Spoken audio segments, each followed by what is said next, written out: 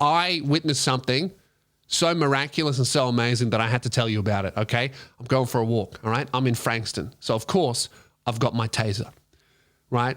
Going for a walk, and I'm walking my dog, and every now and then there's this old guy that walks his dog, and whenever we cross paths, talks my ear off, because that's what you're supposed to do as an old guy, all right? You're supposed to have the type of conversation that doesn't start with a hello and also has absolutely no consideration for whether or not the person has time or gives a fuck about what you're going to say. You just start talking. Kind of like this podcast. Let's be real, all right? The old man talking my ear off and this fucking show, same thing. I don't care if you don't want to hear it. I don't care if you don't have time. You're going to fucking listen to this every single Sunday. I command it. All right? Because I might die soon. Okay? This conversation is about me, not you. And I got one of those conversations. And we've been doing this since I moved in. Since I got the dog and started walking it. It's like maybe once or twice a week we just walk the dog at the same time. And my walk goes from 10 minutes to 30. Okay? And he's talking my ear off as usual. But this time it's different. I'm sitting down, okay? And he made a fucking path. He took a detour off the path to come and talk to me. Now, here's the other thing about this old man that really interests me. I don't know if he knows me. You ever have a conversation with an old person more than once in public and go, fuck, does this guy know who I am? Because we've spoken many times before. I know a lot of people that come and see me live multiple years in a row, going on 8 years in a row, have that conversation with me outside the show where they go, fuck, does this guy know that I've been seeing him in Brisbane for the last 5 years in a row? And the answer is not most of the time, no. Sometimes yes, all right? If you're a Disfigured fan, count yourself lucky. I'll remember you. All right. If you have a set of magnificent cans, you're in my memory. All right. If you really fucking annoy me, I'll remember you. If I don't remember you, you're probably one of my favorites. Because that means we had a great conversation. All right. You left feeling happy. I left feeling happy, and I got to delete it from my memory, and I didn't have to remember you. So if I don't remember who you are, count your blessings. You didn't annoy me. I immediately regret saying that because that's not true. Well, it's partially true. There's a lot of truth in it. It's 100% true. No, there's some truth in it.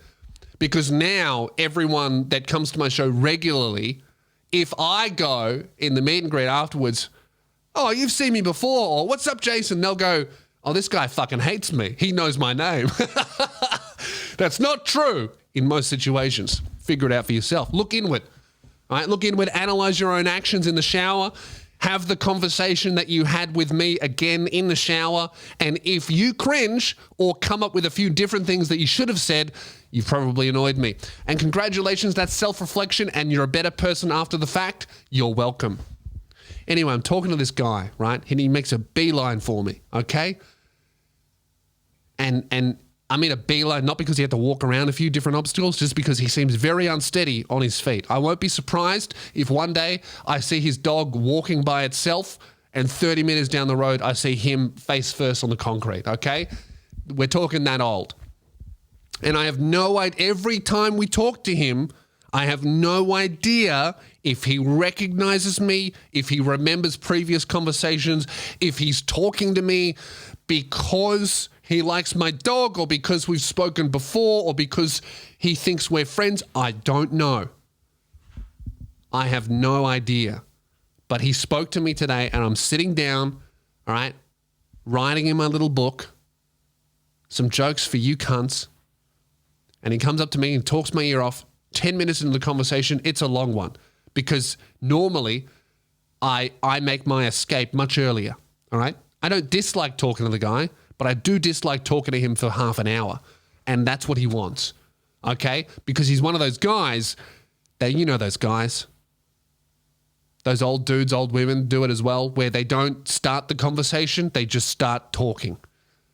and they don't stop the conversation. They just stop talking and walk away. And there's no space for you to go, oh, well, anyway, mate, good to see you. I'm out. There's none of that. You know when you're talking to your friend on the phone and they don't fucking pause in between sentences so you can go, anyway, or well, I gotta, or whoa, what's the time, or shut the fuck up, I'm leaving. You don't have any room to do that. So you just have to cop it until their brain runs out of shit to say. Again, like this podcast. The guy's doing that, and we're having our conversation, and, you know, it's pleasant. You know, he's talking about this, he's talking about that. Oh, we rescued, you rescued a dog. Oh, I rescued a dog. We're both fucking heroes. And then he talks to me, and he starts talking about something else, and I'm listening. But then this old man adjusts himself in his jeans, right? He doesn't put his hands in his jeans to touch his dick. He grabs his hog over the jeans, and it is the biggest dick I have ever seen in my life. And I've seen a few, all right? I am not joking. And I'm talking on the flop, all right? Not hard. This man was softer than butter in summer, okay?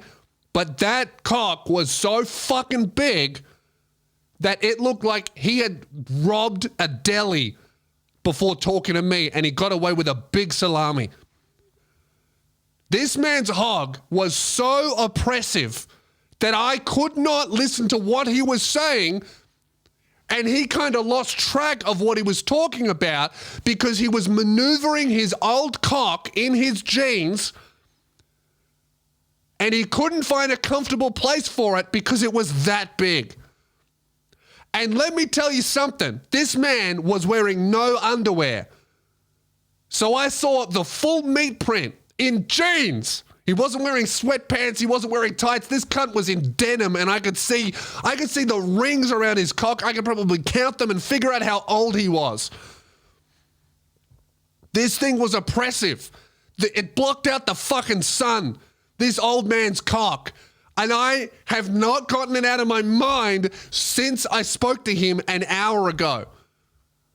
And now, every time I see him, all I'm going to be thinking about is his hog.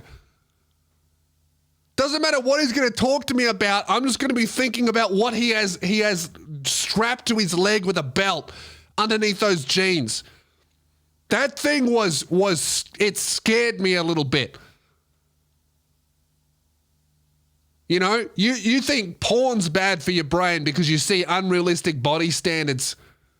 All right? Try bumping into an old man with the biggest hog you've ever seen in your fucking life on the flop in jeans. And he didn't even do it at me either. That's the thing. He wasn't being creepy. He didn't do it at me. He did it because he was genuinely uncomfortable because it was far too big to live a normal life. And I don't think I'll ever be the same.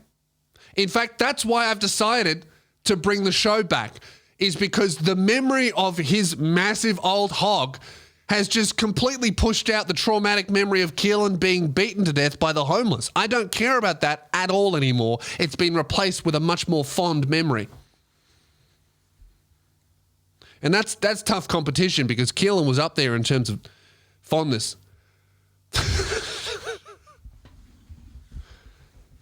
So now every time I talk to the guy, I got to think about his huge, soft cock. Good on him. You know, he was telling me a story about how he had to put a muzzle on his dog because it was the only way to stop the dog from pulling, because one time it pulled and he ended up falling over. And I just wanted to be like, are you sure it was the dog and it wasn't the hog? That kind of tipped you off balance there. You know? And he goes, luckily it wasn't a bad fall. And I thought, I'm sure it wasn't. He probably only fell over 1/3 of the way, and then his cock fell out in front of him, propped him up like a tripod. I don't know what to think anymore. It's shattered my reality. I thought I knew the spectrum of the male anatomy. you know? Myth busted. They get bigger than that.